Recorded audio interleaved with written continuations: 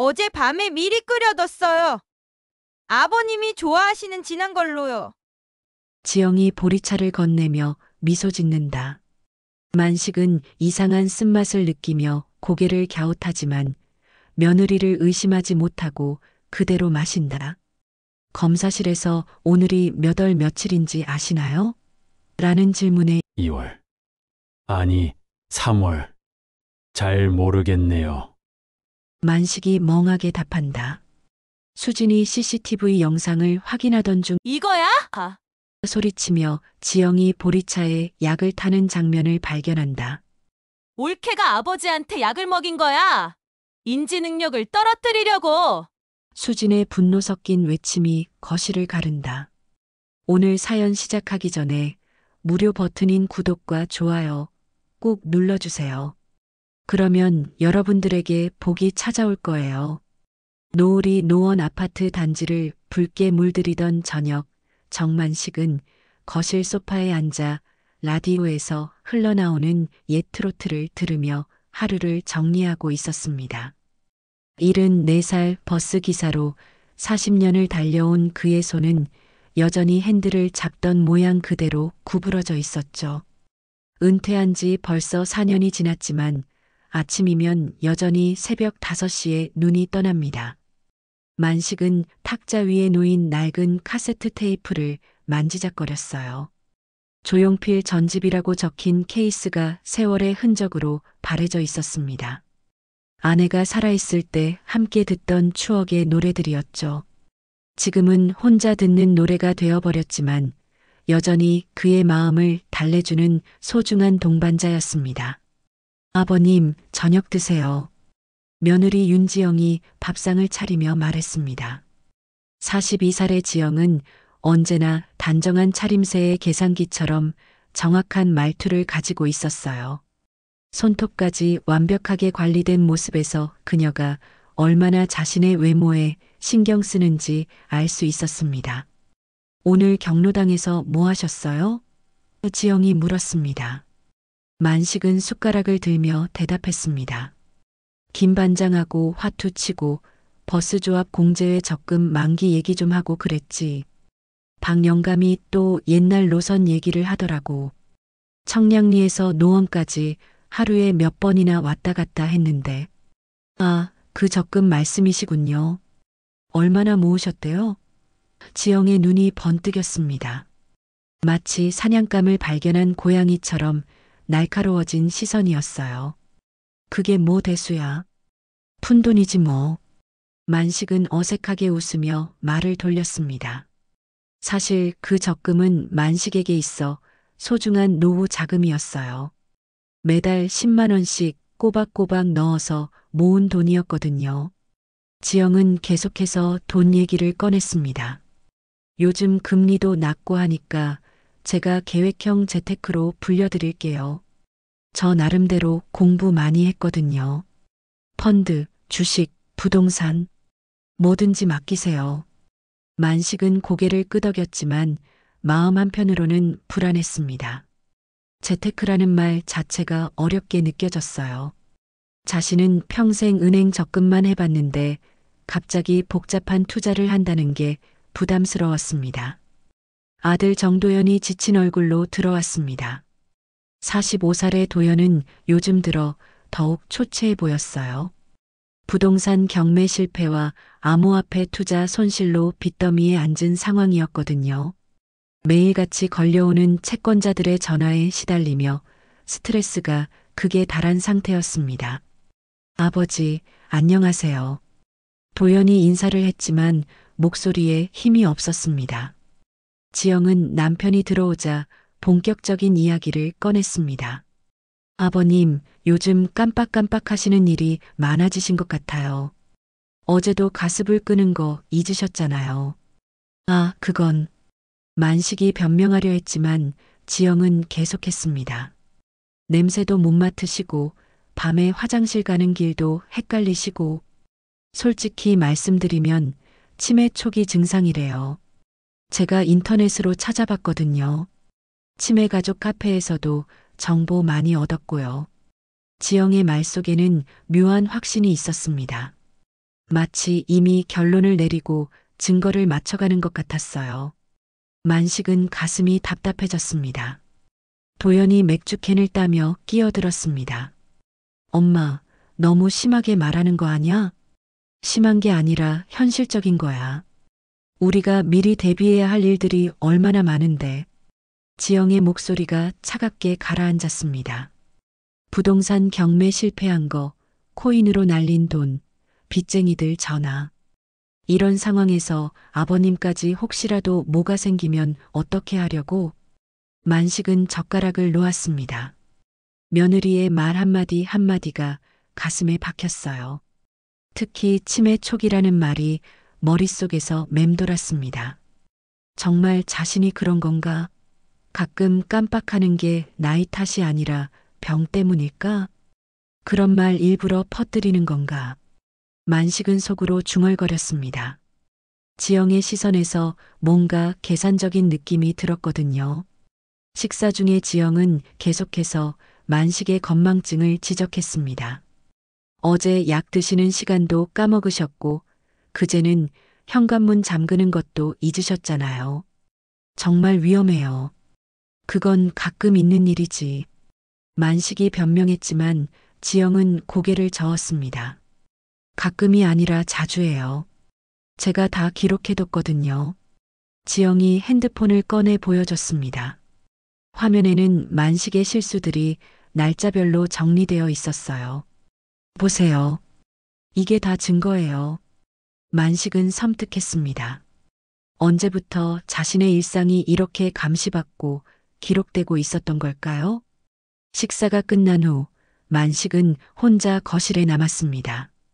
장식장 유리문 너머로 노란 봉투가 보였어요. 자필 유언장 사본이 들어있는 봉투였습니다. 진짜는 공증사무소와 수탁사에 따로 보관해 두었지만 만일에 대비해 집에도 사본을 두었던 거죠. 천장 몰딩 사이에 작은 검은 점이 깜빡였습니다. 가정용 CCTV였어요. 지영이 안전을 위해서라며 설치했다고 했지만 만식은 왠지 불편했습니다. 자신의 일거수일투족이 다 기록되고 있다는 생각에 답답했어요. 사실 만식은 지난해 유언 대용 신탁을 설정해 두었습니다. 생활비 지급형으로 해서 매달 일정 금액이 자동으로 나오게 해놨어요. 그리고 혹시라도 가족이 자신을 학대하거나 재산을 노린다면 즉시 지급이 중단되는 조항도 넣어뒀습니다. 하지만 이런 사실을 가족들에게는 말하지 않았어요. 라디오에서는 여전히 옛 노래가 흘러나왔습니다. 세워라 내워라 놀지 말고 가거라. 만식은 눈을 감고 노래를 따라 불렀어요. 하지만 가사가 중간에 헷갈렸습니다. 역시 나이가 드니까 기억력이. 만식은 한숨을 쉬었습니다. 그 순간 부엌에서 지영의 목소리가 들려왔습니다. 여보, 아버님 통장 관리는 우리가 해야 할 것 같아. 혹시 모르잖아. 그런 게 필요할까? 도연의 목소리였습니다. 필요하다마다. 요즘 금융사기도 많고 아버님 혼자 관리하시기에는 너무 위험해. 성년후견 같은 것도 알아봐야 할 것 같아. 성년후견이라는 말에 만식의 등골이 오싹했습니다. 그게 무엇인지 정확히는 몰랐지만 자신의 권리가 제한되는 무시무시한 일이라는 건 직감적으로 알 수 있었어요. 밤이 깊어가자 집안이 조용해졌습니다. 만식은 잠이 오지 않아 거실을 서성였어요. 창밖으로 노원의 밤 풍경이 보였습니다. 수많은 아파트 불빛들이 반짝이고 있었지만 만식의 마음은 점점 어두워져 갔습니다.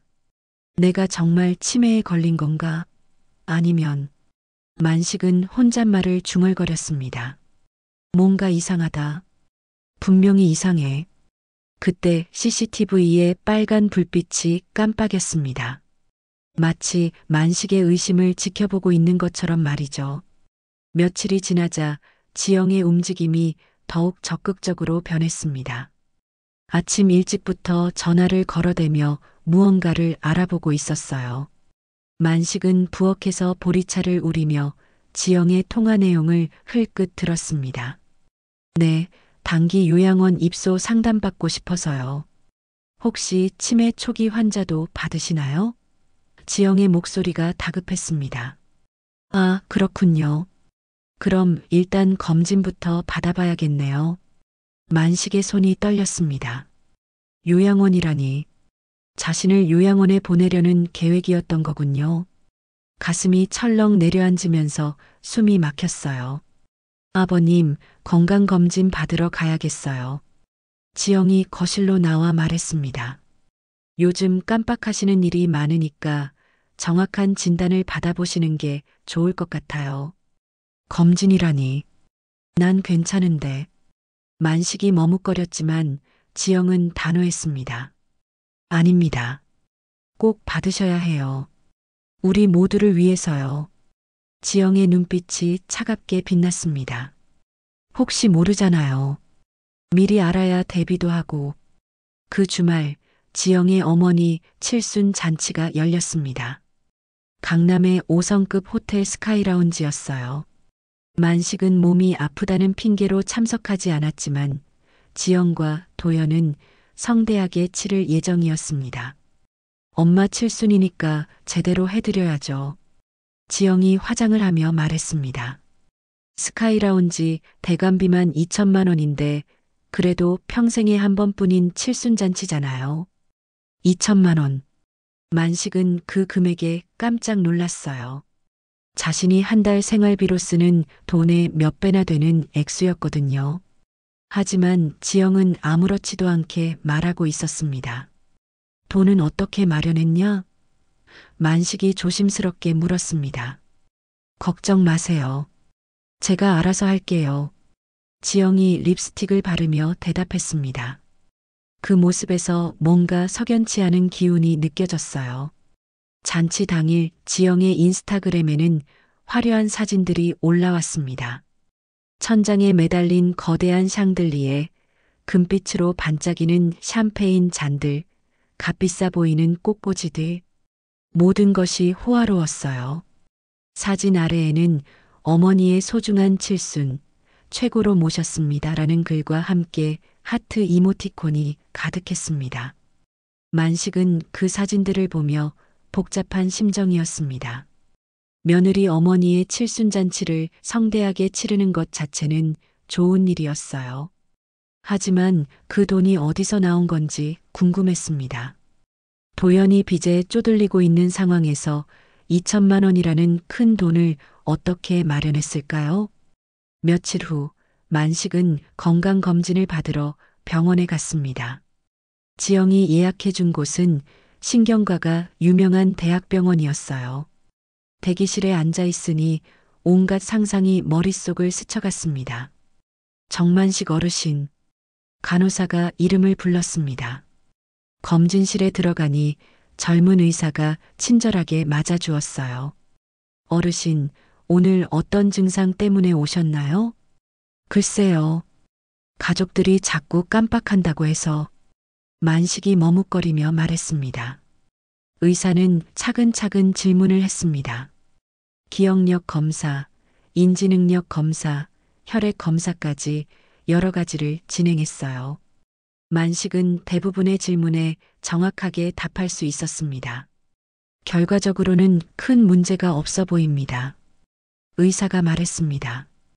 약간의 불면증과 우울감이 있는 것 같지만 치매나 인지장애 소견은 보이지 않네요. 나이를 고려하면 정상 범위입니다. 만식은 안도의 한숨을 쉬었습니다. 다행히 자신의 머리는 멀쩡했어요. 하지만 지영의 반응은 달랐습니다. 정말요? 그럼 정밀 인지검사는 안 해봐도 되나요? 지영이 불만스러운 표정으로 물었습니다. 굳이 필요하지는 않을 것 같은데요. 의사가 대답했습니다. 아니에요. 정밀 검사 꼭 받아보고 싶어요. 지영이 고집을 부렸습니다. 요즘 정말 심하거든요. 가스불, 현관문 잠금, 약 복용. 다 까먹으세요. 의사는 어쩔 수 없다는 듯 고개를 끄덕였습니다. 그렇다면 다음 주에 정밀 인지검사 일정을 잡아드리겠습니다. 검사 날짜는 제가 조율할게요. 아버님은 쉬시고요. 지영이 재빨리 말했습니다. 병원에서 나오는 길에 만식은 이상한 기분이었습니다. 의사는 정상이라고 했는데 지영은 왜 그렇게 정밀 검사를 고집하는 걸까요? 마치 자신이 치매에 걸리기를 바라는 것 같았어요. 집에 돌아와서 만식은 컴퓨터를 켰습니다. 인터넷 사용법을 도연히 가르쳐준 덕분에 간단한 검색은 할 수 있었어요. 성년후견제도라고 검색해 봤습니다. 화면에 나타난 정보들을 읽으며 만식은 경악했습니다. 성년후견인이 되면 재산관리, 의료결정, 거주지 결정까지 모든 권한을 가진다는 내용이었어요. 본인의 의사와 상관없이 후견인이 모든 것을 결정할 수 있다는 뜻이었습니다. 이건 말이 안 돼. 만식이 중얼거렸습니다. 더 무서운 것은 성년후견 개시를 위한 절차였습니다. 치매나 정신적 장애가 있다는 의사 진단서만 있으면 가족이 신청할 수 있다는 거였어요. 그리고 일단 후견인이 지정되면 본인이 정상이라고 주장해도 쉽게 해제되지 않는다고 했습니다. 만식은 등골이 오싹해졌습니다. 지영이 정밀 인지검사를 고집하는 이유가 이제야 명확해졌어요. 치매 진단을 받게 해서 성년후견인이 되려는 계획이었던 거군요. 그날 밤 만식은 잠들기 전에 장식장을 다시 한번 확인했습니다. 노란 봉투가 제자리에 있었어요. 하지만 뭔가 미묘하게 다른 느낌이었습니다. 봉투의 위치가 살짝 달라진 것 같았어요. 누가 만졌나? 만식이 의심스러운 눈으로 봉투를 바라봤습니다. 천장에 CCTV가 여전히 빨간 불빛을 깜빡이고 있었습니다. 만식은 그 카메라를 올려다보며 생각했어요. 혹시 그 카메라에 뭔가 찍혀 있을까? 지영이 봉투를 만지는 모습이 녹화되어 있을까? 라디오에서는 밤 프로그램이 흘러나왔습니다. 깊은 밤, 홀로 듣는 추억의 멜로디. 하지만 만식에게는 추억보다 불안이 더 컸어요. 내 재산을, 내 권리를 빼앗으려고 하는구나. 만식은 이를 악물었습니다. 하지만 그렇게 호락호락하지 않을 거다. 창밖으로 노원의 밤이 깊어가고 있었습니다. 하지만 만식의 밤은 이제 막 시작된 것 같았어요. 긴 싸움의 시작이었습니다. 일주일 후 만식에게 예상치 못한 구원자가 나타났습니다. 지방병원에서 근무하던 딸 정수진이 갑자기 서울로 올라온다고 연락이 온 거예요. 40살의 수진은 의료진으로 일하며 바쁜 나날을 보내고 있었는데 아버지 걱정 때문에 휴가를 내고 올라온다고 했습니다. 아버지, 괜찮으세요? 수진이 집에 도착하자마자 만식을 살펴봤습니다. 올케가 전화로 많이 걱정된다고 하더라고요. 만식은 딸을 보니 마음이 놓였습니다. 수진아, 아버지는 괜찮다. 다들 너무 호들갑을 떠는 것 같아. 하지만 수진은 의료진다운 꼼꼼함으로 아버지 상태를 점검했습니다. 간단한 인지검사부터 시작해서 일상 대화까지 자세히 관찰했어요. 결론은 명확했습니다. 아버지는 나이에 비해 정정했고 치매 증상은 전혀 보이지 않았어요. 올케, 아버지 상태 괜찮으신데요? 수진이 지영에게 말했습니다. 제가 봐도 특별한 문제는 없어 보여요. 지영의 표정이 미묘하게 변했습니다. 수진 씨가 전문의는 아니잖아요. 정밀 검사를 받아봐야 정확히 알 수 있어요. 그래도 기본적인 판단은 할 수 있죠. 아버지 기억력도 좋으시고 판단력도 멀쩡하세요. 그날 밤 수진은 집안을 꼼꼼히 살펴봤습니다. 아버지가 혼자 생활하는데 불편함이 없는지, 위험한 요소는 없는지 점검하려던 거였어요. 그러다가 천장 모서리에서 작은 카메라를 발견했습니다. 이게 뭐지? 수진이 카메라를 자세히 들여다봤습니다. 생각보다 고성능 제품이었어요. 녹화 기능은 물론이고 음성까지 녹음되는 모델이었습니다. 수지는 전자제품에 능숙했습니다. 병원에서 각종 의료 장비를 다루다 보니 자연스럽게 익힌 기술이었어요. 카메라의 설정을 확인해 보니 모든 영상이 클라우드에 백업되고 있었습니다. 백업 파일들이 다 남아있네. 수진이 중얼거리며 최근 영상들을 확인해 봤습니다. 그리고 놀라운 장면을 발견했습니다. 지난주 밤 2시경 지영이 거실로 나와 장식장을 여는 모습이 선명하게 찍혀 있었어요. 지영은 노란 봉투를 꺼내더니 안에 있던 서류들을 펼쳐봤습니다. 그리고는 그 서류들을 찢어버렸어요. 이게 뭐지? 수지는 더욱 자세히 영상을 봤습니다. 더 충격적인 것은 그 다음이었습니다. 지영이 핸드폰으로 누군가에게 전화를 거는 모습이 보였어요. 음성도 선명하게 들렸습니다. 네, 위임장 받았어요. 이제 통장 관리 문제 없을 것 같아요. 지영의 목소리였습니다. 아버님이 치매 진단 받으시면 바로 진행하면 돼요. 수지는 온몸에 소름이 돋았습니다. 올케가 아버지의 유언장을 훼손하고 재산을 노리고 있다는 증거였어요. 게다가 치매 진단을 이용해서 합법적으로 재산을 뺏으려는 계획까지 세워놓고 있었습니다. 아버지, 수진이 급하게 만식을 불렀습니다. 왜 그러니?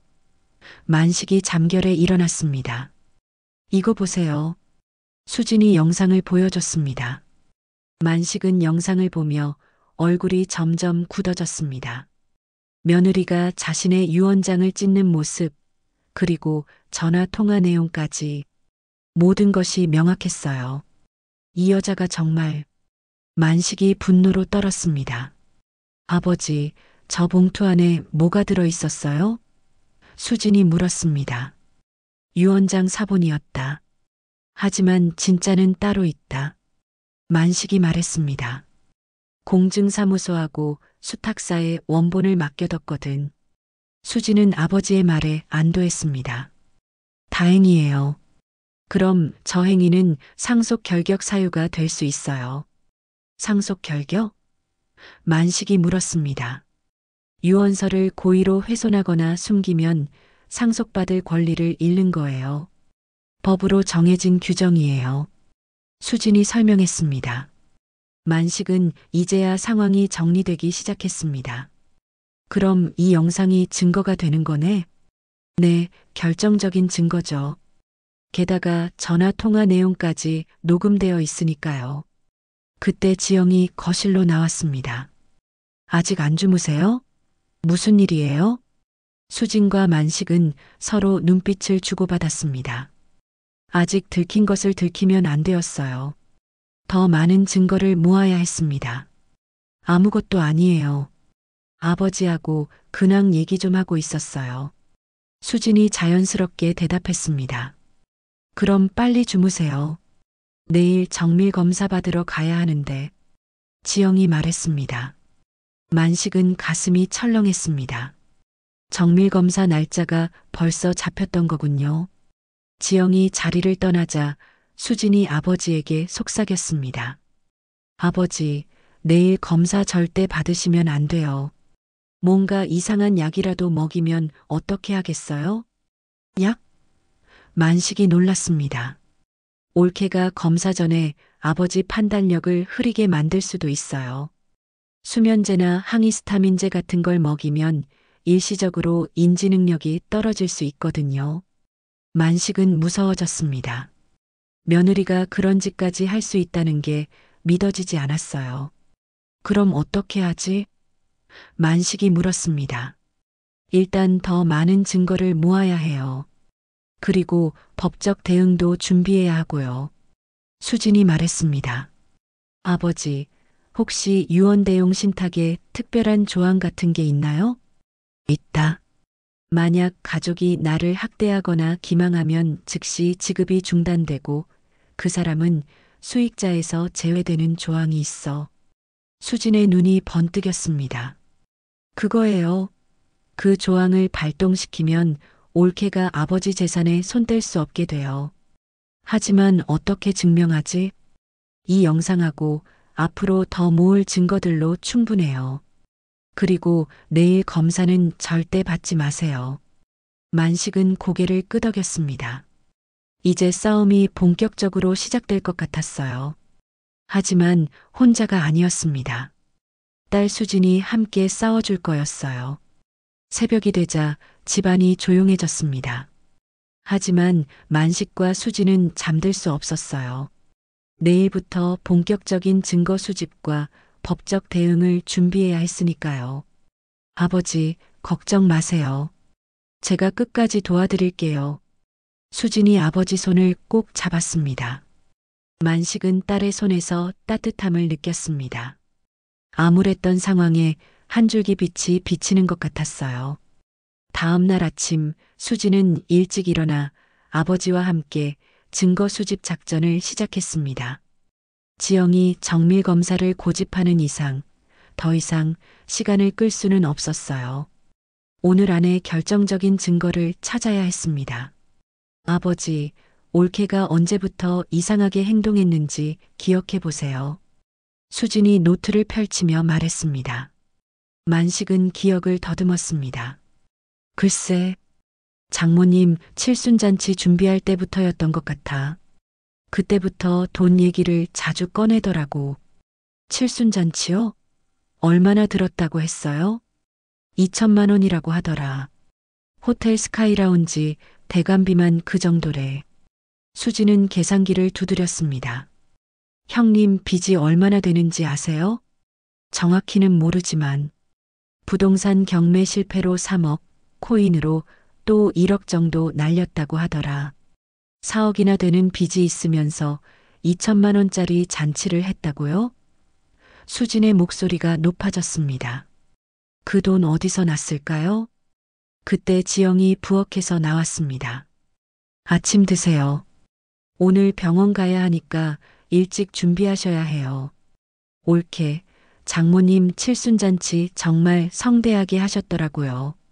수진이 자연스럽게 화제를 꺼냈습니다. 인스타그램 사진 봤는데 정말 호화로웠어요.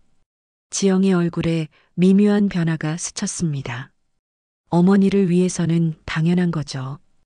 평생에 한 번뿐인 칠순이니까요. 그런데 그 비용은 어떻게 마련하셨어요? 오빠는 요즘 힘들다고 하시던데. 그건 제가 알아서 한 거예요. 지영이 얼버무렸습니다. 수지는 더 파고들었습니다. 혹시 아버지 통장에서 인출하신 건 아니죠? 지영의 얼굴이 순간 굳었습니다. 무슨 소리예요? 제가 왜 아버님 돈을... 아니라면 다행이고요. 수진이 미소를 지었지만 눈빛은 차가웠습니다. 지영이 자리를 뜨자 수진은 즉시 행동에 나섰습니다. 아버지, 은행에 가서 최근 거래 내역 뽑아보시겠어요? 그래야겠구나. 만식이 고개를 끄덕였습니다. 은행에 도착해서 거래 내역을 확인한 순간 두 사람은 경악했습니다. 지난달에 3천만 원이 한 번에 빠져나가 있었어요. 출금 명목은 가족 행사비였습니다. 이게 뭡니까? 만식이 은행 직원에게 물었습니다. 고액 출금이라 추가 본인 확인을 했었습니다. 직원이 컴퓨터를 확인하며 말했습니다. 전화 통화로 본인 확인을 받았는데 잠깐만요. 직원은 녹취록을 찾아봤습니다. 여기 있네요. 통화 녹취가 남아 있습니다. 녹취를 들어보니 충격적인 내용이었습니다. 은행 직원이 정만식 고객님 3천만 원 출금 맞으십니까? 라고 묻자 만식의 목소리로 네, 맞습니다라고 답하는 내용이었어요. 하지만 그 다음에 이상한 대화가 이어졌습니다. 용도는 무엇입니까? 뭐라고요? 출금 용도를 여쭤보는 겁니다. 아, 가족 행사요. 어떤 행사인지 구체적으로 말씀해 주시겠어요? 그게 잘 모르겠는데요. 며느리가 알아서 한다고. 고객님이 직접 승인하신 거 맞습니까? 난 그런 승인한 적 없습니다. 마지막 대답에서 만식의 목소리가 확실하게 들렸습니다. 분명히 승인하지 않았다고 말하고 있었어요. 이게 무슨 일입니까? 만식이 화를 냈습니다. 내가 승인하지 않았다고 분명히 말했는데 왜 돈이 나갔어요? 은행 직원은 당황했습니다. 이상하네요. 시스템상으로는 승인 처리가 되어 있는데 이런 경우는 처음 봅니다. 수진이 개입했습니다. 혹시 다른 사람이 아버지 명의로 승인한 건 아닌가요? 그럴 수는 없습니다. 본인 확인 절차를 거쳤거든요. 직원이 말했지만 확신이 없어 보였습니다. 그럼 이 녹취를 복사해 주실 수 있나요? 법적 대응을 위해 필요합니다. 은행에서 나온 후 수진은 바로 변호사 사무실로 향했습니다. 대학 동창 중에 변호사가 있었거든요. 이건 명백한 금융사기야. 변호사 김 실장이 녹취를 들어보고 말했습니다. 본인이 승인하지 않았다고 분명히 말했는데도 출금이 된 거잖아. 은행 측 과실도 있고. 그럼 어떻게 해야 하나요? 일단 이상거래 신고부터 해야겠어. 그리고 며느리가 어떤 방식으로 승인을 받았는지 조사해 봐야 해. 김 실장은 추가로 설명했습니다. 요즘 보이스피싱 기술이 발달해서 목소리를 합성하는 경우도 있어. 아니면 잠든 사이에 핸드폰으로 승인 문자를 보냈을 수도 있고. 그 순간 수지는 무언가 떠올랐습니다. 아버지, 핸드폰 어디 있어요? 만식이 핸드폰을 꺼내자 수지는 문자 내역을 확인해 봤습니다. 지난달 출금 당일 새벽 2시에 은행 승인 문자가 발송되어 있었어요. 이걸 보세요. 수진이 변호사에게 보여줬습니다. 새벽 2시에 승인 문자가 나갔어요. 아버지가 잠든 사이에 누군가 핸드폰을 조작한 거죠. 결정적인 증거네. 김 실장이 고개를 끄덕였습니다. 이것만으로도 충분히 고소할 수 있어. 하지만 더 큰 문제가 있었습니다. 지영은 이미 성년 의견 신청 준비를 마쳤을 가능성이 높았어요. 만약 만식이 치매 진단을 받게 되면 모든 것이 합법적으로 진행될 수 있었습니다. 아버지 재산 규모가 어떻게 되나요? 김 실장이 물었습니다. 집하고 예금, 적금 합쳐서 10억 정도 될 거야. 만식이 대답했습니다. 10억이면 노릴만 하겠네. 김 실장이 씁쓸하게 웃었습니다. 요즘 이런 케이스가 정말 많아요. 가족이 노인의 재산을 노리고 성년후견제를 악용하는 경우 말이에요. 수지는 결심했습니다. 그럼 우리도 선수를 쳐야겠어요. 올케가 움직이기 전에 먼저 고소장을 접수하는 거죠. 좋은 생각이야. 하지만 증거가 더 필요해. 유언장 훼손 영상, 은행 녹취, 핸드폰 조작. 이 정도면 기본은 되지만 더 확실한 게 있으면 좋겠어. 그때 만식이 말했습니다. 유언대용 신탁에 학대 방지 조항이 있어. 만약 가족이 나를 기망하거나 학대하면 즉시 그 사람은 수익자에서 제외되고 지급도 중단돼. 김 실장의 눈이 번뜩였습니다. 그거야. 그 조항을 발동시키면 며느리가 아예 상속에서 배제되는 거네요. 어떻게 발동시키죠? 수탁회사에 학대 사실을 신고하면 돼요. 이미 충분한 증거가 있으니까 가능할 거예요. 수지는 희망을 느꼈습니다. 드디어 반격할 수 있는 방법을 찾았어요. 하지만 시간이 얼마 남지 않았습니다. 지영이 언제 본격적인 행동에 나설지 몰랐거든요. 그럼 내일 아침에 수탁회사부터 연락하시겠어요? 김 실장이 말했습니다. 네, 그렇게 하겠습니다. 수진이 대답했습니다. 집으로 돌아가는 길에 만식은 복잡한 심정이었습니다. 며느리가 자신의 돈을 훔쳤다는 사실이 믿어지지 않았어요. 하지만 증거는 명확했습니다. 이제 진짜 전쟁이 시작되는구나. 만식이 중얼거렸습니다. 수진이 아버지 어깨에 손을 얹었습니다. 아버지, 우리가 이길 거예요. 정의는 우리 편이니까요. 정밀 인지검사 당일 아침, 만식은 이상한 기분으로 잠에서 깼습니다. 머리가 몹시 무겁고 멍한 느낌이었어요. 평소와는 전혀 다른 컨디션이었습니다. 몸이 납덩이처럼 무겁고 생각도 잘 정리되지 않았어요. 아버님, 아침 드세요. 지영이 보리차 한 잔과 함께 아침을 차려왔습니다. 오늘 중요한 날이니까 든든히 드시고 가셔야죠. 만식은 보리차를 마시며 고개를 끄덕였습니다. 하지만 뭔가 이상했어요. 보리차 맛이 평소와 달랐습니다. 쓴맛이 더 강하고 뒷맛도 쌉쌀했어요. 이 차 언제 우린 거야? 만식이 물었습니다. 어젯밤에 미리 끓여뒀어요. 아버님이 좋아하시는 진한 걸로요. 지영이 대답했습니다. 수지는 옆에서 아버지를 유심히 관찰했습니다. 아버지의 눈빛이 평소보다 흐려 보였어요. 말할 때도 평소보다 더듬거리는 것 같았고요. 아버지, 괜찮으세요? 얼굴이 안 좋아 보이는데. 수진이 걱정스럽게 물었습니다. 응, 조금 어지럽긴 하네. 어젯밤에 잠을 못 잤나 봐. 만식이 머리를 짚으며 말했습니다. 지영이 재빨리 개입했습니다. 검사 받으러 가야 하니까 빨리 준비하세요. 늦으면 안 되거든요. 병원으로 가는 차 안에서 만식의 상태는 더욱 나빠졌습니다.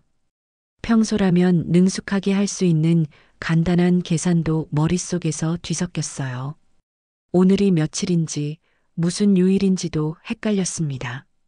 아버지, 정말 괜찮으세요? 수진이 다시 물었습니다. 괜찮다. 괜찮아. 만식이 대답했지만 목소리에 힘이 없었습니다. 검사실에 도착하자 담당 의사가 만식의 상태를 확인했습니다. 어르신, 오늘 컨디션이 어떠신가요? 조금 어지러워요. 만식이 힘들게 대답했습니다. 의사는 기본적인 질문부터 시작했습니다. 오늘이 몇 월 며칠인지 아시나요? 만식은 잠시 멈칫했습니다. 2월, 아니 3월. 잘 모르겠네요. 어제 뭘 하셨는지 기억나세요? 어제는 만식이 머리를 짚으며 생각했지만 기억이 흐릿했습니다. 검사가 진행될수록 만식의 답변은 더욱 엉성해졌습니다. 간단한 단어도 기억하지 못했고 시계 보는 법도 헷갈렸어요. 평소의 정정한 모습과는 완전히 다른 상태였습니다. 단기 기억 저하가 상당히 심하네요. 의사가 중간 소견을 말했습니다. 인지 능력도 연령 대비 많이 떨어져 있고요. 지영의 눈에 만족스러운 빛이 스쳤습니다. 그럼 치매가 맞나요? 정확한 진단은 추가 검사를 더 해봐야겠지만 현재 상태로는 후견인 지정을 고려해 볼 필요가 있겠습니다. 수지는 이상함을 느꼈습니다. 어제까지만 해도 아버지는 멀쩡했는데 하루 만에 이렇게 급격히 악화될 수 있을까요? 의학적으로 봐도 말이 안 되는 상황이었어요. 검사가 끝나고 집으로 돌아가는 길에 수지는 조용히 관찰했습니다. 시간이 지날수록 아버지 상태가 조금씩 나아지는 것 같았어요. 차에서 내릴 때는 아침보다 훨씬 또렷해 보였습니다. 뭔가 이상해. 수진이 속으로 생각했습니다. 집에 도착한 후 수진은 요양원 CCTV 영상을 다시 확인해 봤습니다. 어젯밤 영상을 자세히 들여다보니 놀라운 장면이 포착되어 있었어요. 새벽 1시경 지영이 부엌에서 뭔가를 하는 모습이 희미하게 보였습니다. 영상을 확대해 보니 지영이 작은 봉지에서 흰색 분말을 꺼내 보리차에 타는 장면이었습니다. 그리고 그 약 봉지를 자세히 보니 작은 글씨가 보였어요. 디페니드라민? 수진이 중얼거렸습니다. 수진은 즉시 그 약품에 대해 검색해 봤습니다. 디페니드라민은 항히스타민제이자 수면 보조제로 사용되는 약물이었어요. 특히 고령자에게는 일시적인 인지 능력 저하를 일으킬 수 있다고 나와 있었습니다. 이거야. 수진이 소리쳤습니다. 올케가 아버지한테 약을 먹인 거야. 수진은 즉시 근처 약국으로 달려갔습니다. 혹시 지영이 그 약을 산 기록이 있을지 확인해 보려고 했어요. 디페니드라민 구매 내역을 확인할 수 있나요? 수진이 약사에게 물었습니다. 처방전 없이도 살 수 있는 약이라 기록이 남아있을 거예요. 약사가 컴퓨터를 확인했습니다. 누구 명의로 찾아드릴까요? 윤지영이요. 아, 있네요. 일주일 전에 구매하셨어요. 수면장애용으로 사가셨다고 되어 있네요. 수지는 결정적인 증거를 찾았습니다. 지영이 일주일 전에 미리 약을 준비해뒀고 검사 전날 밤에 아버지 보리차에 탔던 거였어요. 영수증 복사본 받을 수 있나요? 네, 잠깐만요. 집으로 돌아와서 수지는 아버지에게 모든 상황을 설명했습니다. 아버지, 올케가 아버지한테 약을 먹인 거예요. 인지 능력을 떨어뜨리려고요. 만식은 분노로 온몸이 떨렸습니다. 그 여자가 정말 약까지 먹여? 이제 확실한 증거가 생겼어요. CCTV 영상, 약국 구매 기록, 그리고 검사 당일 아버지 상태까지 모든 게 연결돼요. 수지는 즉시 변호사에게 연락했습니다. 김 실장님, 큰일 났어요. 올케가 아버지한테 약을 먹여서 인지검사를 조작했어요. 정말? 그럼 이건 단순한 재산 다툼이 아니라 학대야. 즉시 수탁사에 신고해야겠어. 지금 바로 할 수 있나요? 물론이지. 이 정도 증거면 학대 트리거 발동하기에 충분해. 수지는 희망을 느꼈지만 동시에 불안했습니다. 지영이 이미 성년 의견 신청을 접수했을 수도 있었거든요. 시간과의 싸움이었어요. 그때 지영이 전화를 받고 있는 소리가 들렸습니다. 네, 검사 결과 나쁘다고 하네요. 빨리 서류 진행해 주세요. 수진과 만식은 서로 눈빛을 주고받았습니다. 지영이 벌써 후견인 신청을 진행하고 있었어요. 아버지, 이제 정말 시간이 없어요. 내일 아침 제일 먼저 수탁사에 가서 학대 신고를 해야 해요. 만식은 고개를 끄덕였습니다. 그래야겠다. 더 이상 당할 수는 없어. 밤이 깊어가자 집안이 조용해졌습니다. 하지만 수진과 만식은 잠들 수 없었어요. 내일이 모든 것을 결정할 중요한 하루가 될 것 같았습니다. 아버지, 내일부터는 절대 올케가 주는 음식이나 차 드시면 안 돼요. 알겠다. 이제야 정신이 든다. 창밖으로 노원의 밤이 깊어가고 있었습니다. 하지만 이번에는 절망이 아니라 희망의 밤이었어요. 드디어 반격할 준비가 끝났으니까요. 다음 날 이른 아침 수지는 아버지와 함께 서둘러 집을 나섰습니다.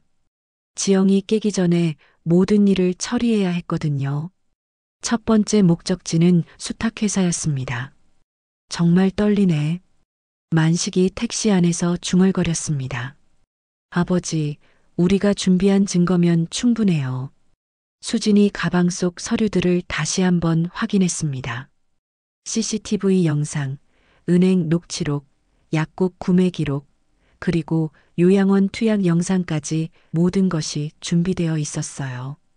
수탁회사에 도착하자 담당 직원이 친절하게 맞아주었습니다. 어서 오세요, 정만식 고객님. 무슨 일로 오셨나요? 가족 학대를 신고하려고 합니다. 만식이 단호하게 말했습니다. 담당 직원의 표정이 진지해졌습니다. 학대 신고라니요? 자세한 내용을 말씀해 주시겠어요? 수진이 나서서 차근차근 설명했습니다. 며느리가 아버지 유언장을 훼손했고 무단으로 통장에서 돈을 빼냈어요. 그리고 인지검사 전날 약물을 투여해서 검사 결과를 조작했습니다. 증거가 있으신가요? 네, 모든 것을 준비했습니다. 수진이 서류와 영상을 꺼내 보여줬습니다. 담당 직원은 영상을 보며 놀라움을 감추지 못했습니다. 이건 정말 심각한 사안이네요. 특히 약물 투여 부분은 명백한 학대에 해당합니다. 그럼 학대 트리거를 발동시킬 수 있나요? 수진이 물었습니다. 당연히 가능합니다. 이 정도 증거면 즉시 처리하겠습니다. 담당 직원이 컴퓨터를 조작하기 시작했습니다.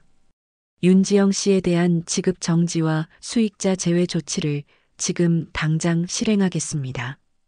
몇 분 후 시스템에서 확인 메시지가 떴습니다. 처리 완료되었습니다.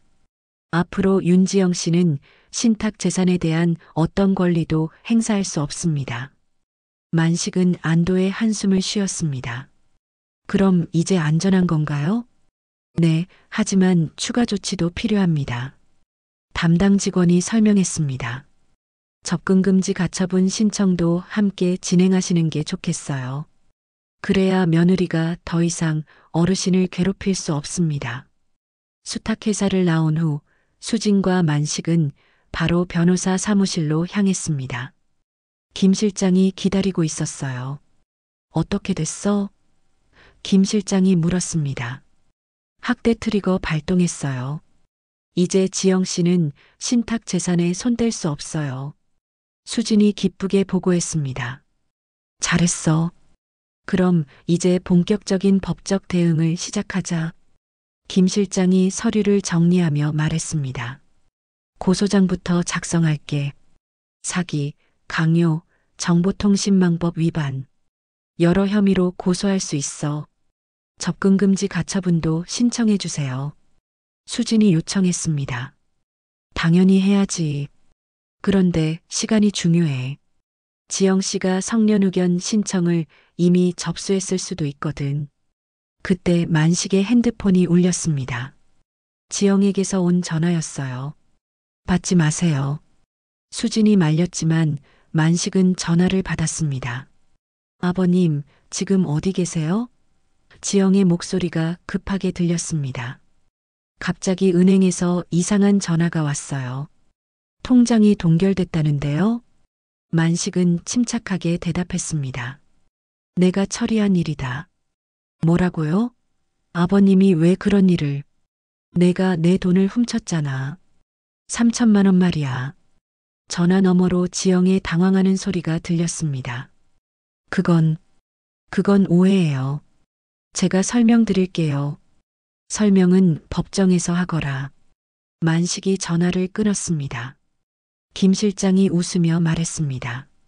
아버님 멋있으시네요. 그런데 이제 지영 씨가 더 급하게 움직일 거예요. 우리도 서둘러야 해요. 오후에 모든 서류를 준비해서 법원에 접수를 마쳤습니다. 고소장과 접근금지 가처분 신청서가 정식으로 접수된 거였어요. 이제 지영 씨한테 통지가 갈 거예요. 김 실장이 설명했습니다. 며칠 안에 결과가 나올 겁니다. 집으로 돌아가는 길에 수지는 아버지에게 말했습니다. 아버지, 이제 거의 다 끝났어요. 올케가 더 이상 아버지를 괴롭힐 수 없을 거예요. 하지만 만식은 여전히 걱정스러웠습니다. 그래도 아직 집에 같이 살고 있잖아. 뭔 짓을 할지 모르겠어. 그러니까 조심하셔야 해요. 절대 혼자 있지 마시고 음식이나 차도 직접 확인하신 후에 드세요. 집에 도착하니 지영이 거실에서 초조하게 기다리고 있었습니다. 얼굴이 창백했고 눈빛이 흔들리고 있었어요. 아버님, 이게 무슨 일이에요? 지영이 다가왔습니다. 갑자기 은행에서 계좌가 동결됐다고 하고 수탁회사에서도 이상한 연락이 왔어요. 만식은 소파에 앉으며 차분하게 말했습니다. 내가 한 짓을 다 알고 있다. 제가 뭘 했다는 거예요? 수진이 개입했습니다. 옳게, 이제 그만하세요. 모든 증거가 다 있어요. 무슨 증거요? 수진이 태블릿을 꺼내 영상을 보여줬습니다. 지영이 유언장을 찢는 장면, 보리차에 약을 타는 장면이 선명하게 보였어요. 지영의 얼굴이 하얗게 질렸습니다. 이건 어떻게... CCTV에 다 찍혀 있었어요. 올케가 설치한 바로 그 카메라의 말이에요. 지영은 주저앉았습니다. 저는 정말 가족을 위해서 만식의 목소리가 차갑게 변했습니다. 가족을 위해서 약을 먹이고 돈을 훔치고 유언장을 찢었다고? 아버님이 치매에 걸리시면 어쩌려고? 미리 준비해야죠. 내가 치매에 걸렸나? 만식이 소리쳤습니다. 의사도 정상이라고 했잖아. 내가 약을 먹여서 이상하게 만든 거였어. 그때 도연이 들어왔습니다. 무슨 일이에요? 집 앞에 경찰차가. 수진이 설명했습니다.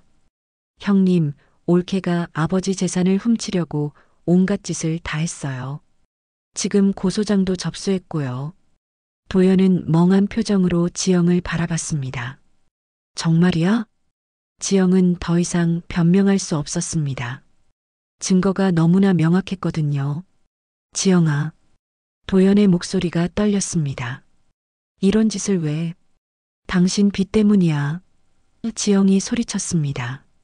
4억 원이나 되는 빚을 어떻게 갚으려고? 아버님 돈이라도 있어야 살 수 있잖아. 순간 거실이 조용해졌습니다. 지영이 모든 것을 인정한 순간이었어요. 그때 현관벨이 울렸습니다. 경찰이 고소장 접수 통지서를 가져온 거였습니다.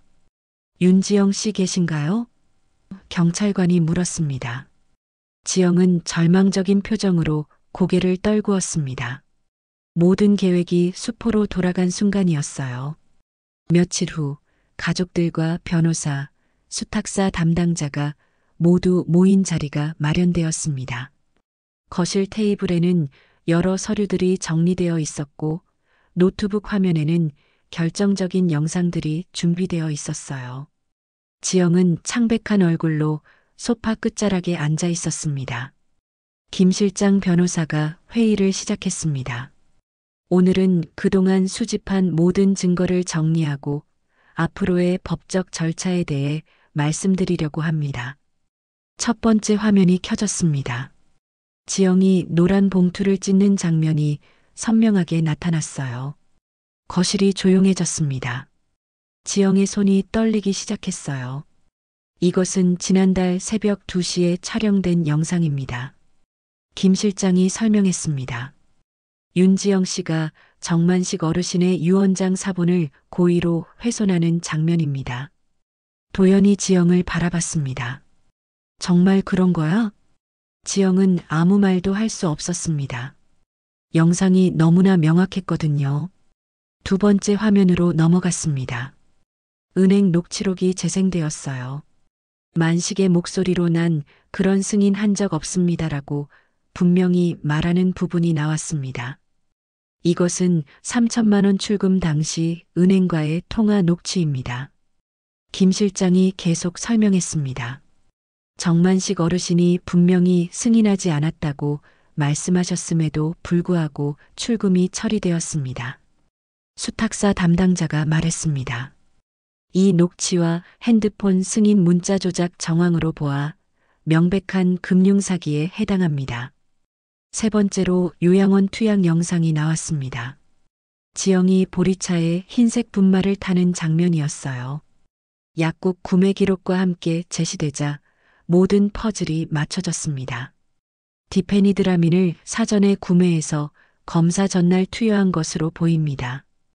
김 실장이 말했습니다. 이는 고의적인 인지능력 저하 유도로 성년후견 제도를 악용하려는 시도였습니다. 마지막으로 유언 대용 신탁 원본 서류가 공개되었습니다.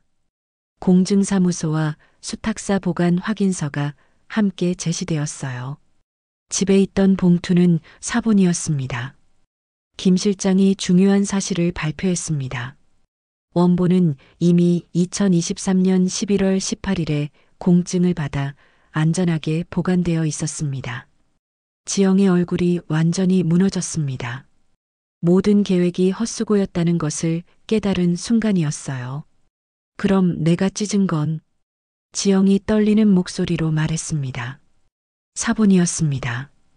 하지만 그것도 유언서 훼손 행위로 상속 결격 사유가 됩니다.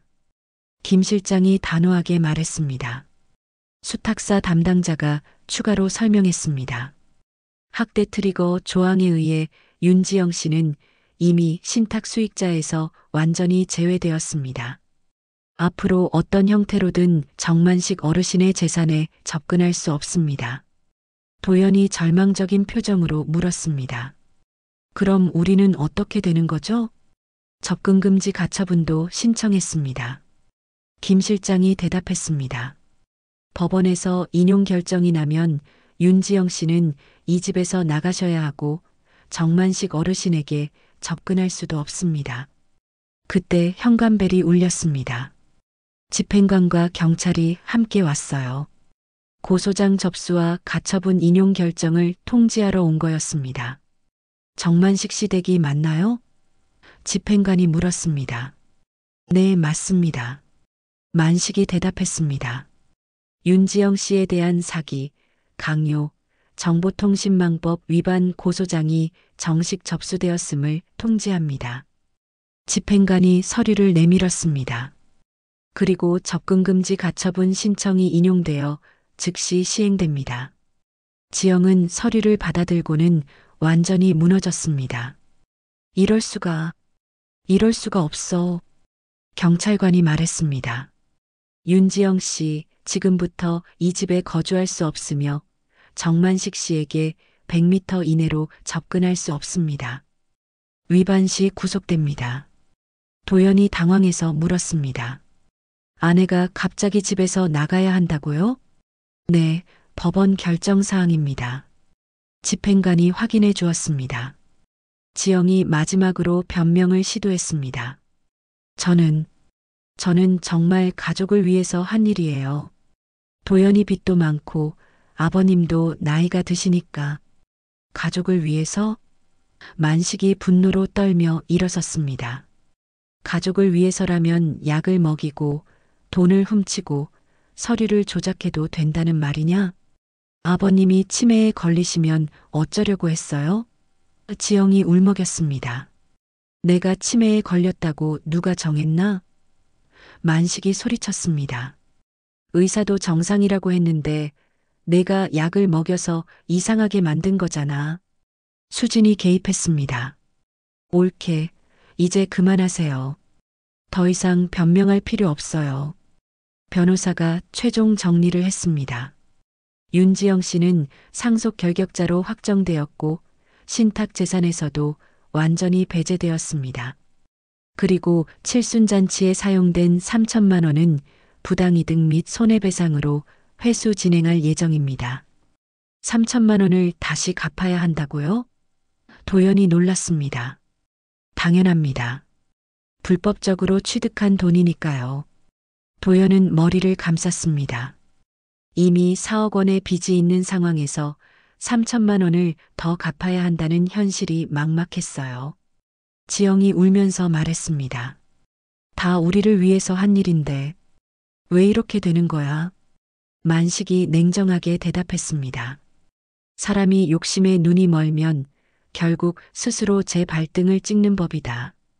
집행관이 마지막으로 확인했습니다. 윤지영 씨, 24시간 내에 이 집에서 나가셔야 합니다.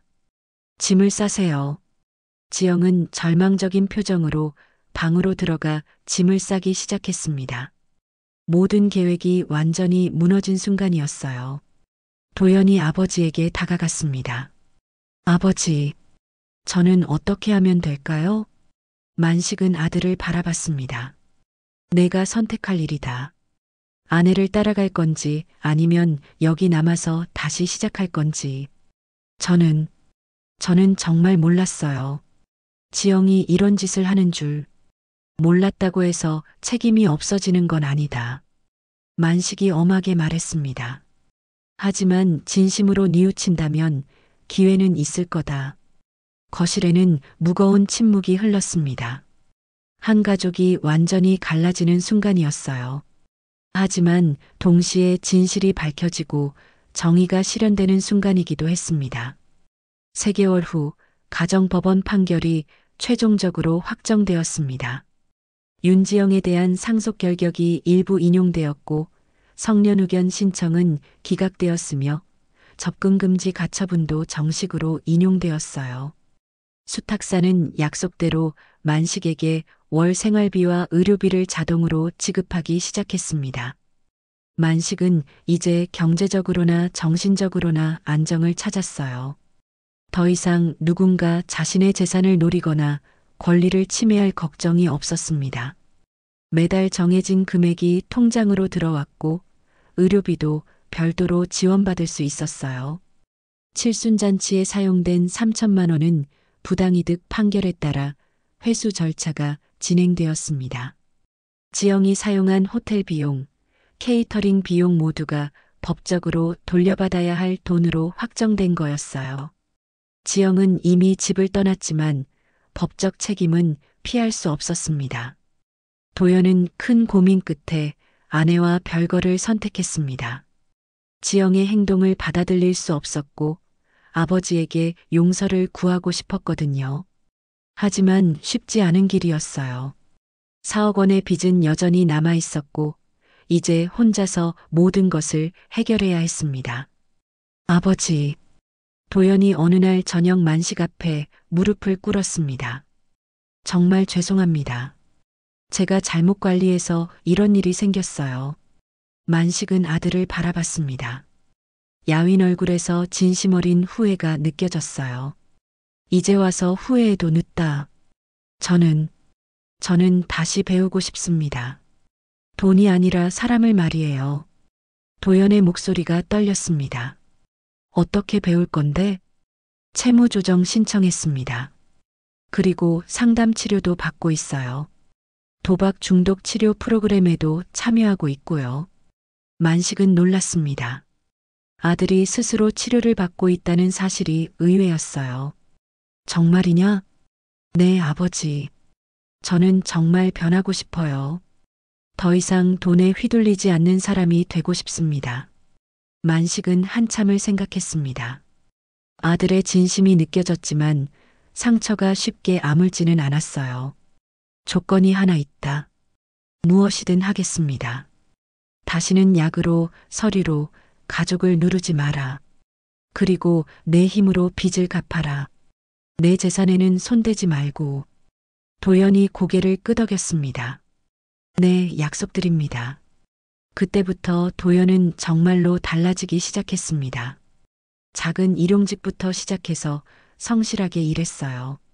채무 조정을 통해 빚을 관리 가능한 수준으로 줄였고 매월 조금씩이라도 갚아나가기 시작했습니다. 만식은 아들의 변화를 지켜봤습니다. 처음에는 의심스러웠지만 시간이 지날수록 도연의 진심을 느낄 수 있었어요. 예전처럼 쉬운 돈을 찾아 헤매지 않고 땀 흘려 일하는 모습이 대견했습니다. 수지는 다시 지방병원으로 돌아갔지만 주말마다 서울로 올라와 아버지를 돌봤습니다. 가족관계가 예전 같지는 않았지만 진실이 밝혀진 후 서로에 대한 신뢰는 더욱 깊어졌어요. 아버지, 이제 정말 안심이에요. 수진이 말했습니다. 더 이상 누구도 아버지를 괴롭힐 수 없어요. 만식도 마음이 편해졌습니다. 유언대용 신탁의 보호장치가 제대로 작동했고 자신의 권리가 지켜졌거든요. 무엇보다 진실을 숨기지 않고 당당하게 맞설 수 있어서 뿌듯했어요. 한편 요양원에서 만식을 정성껏 돌봐주었던 간병보조 오미자는 뜻밖의 소식을 들었습니다. 만식의 유언장에 자신을 위한 특별 수준이 기재되어 있다는 거였어요. 정말요? 미자가 놀라며 물었습니다. 네, 간병비와 퇴직금 성격으로 5천만 원이 책정되어 있습니다. 변호사가 설명했습니다. 미자는 감격했습니다. 자신이 정성껏 돌본 것을 만식이 기억해주고 있었던 거예요. 정말 감사합니다. 어르신께서 그렇게까지. 만식은 미자에게 말했습니다. 당신이 나를 진심으로 돌봐줬잖아요. 가족보다 더 따뜻하게. 그렇게 모든 일이 정리되어 갔습니다. 지영은 여전히 법적 처벌을 받고 있었지만 더 이상 만식의 삶에 개입할 수 없었어요. 도연은 천천히 자신의 길을 찾아가고 있었고 수지는 든든한 지원군 역할을 하고 있었습니다. 어느 날 저녁 만식과 수지는 노원의 작은 포장마차에 앉아 있었습니다. 부녀가 함께 소주 한 잔을 기울이며 지난 일들을 돌아봤어요.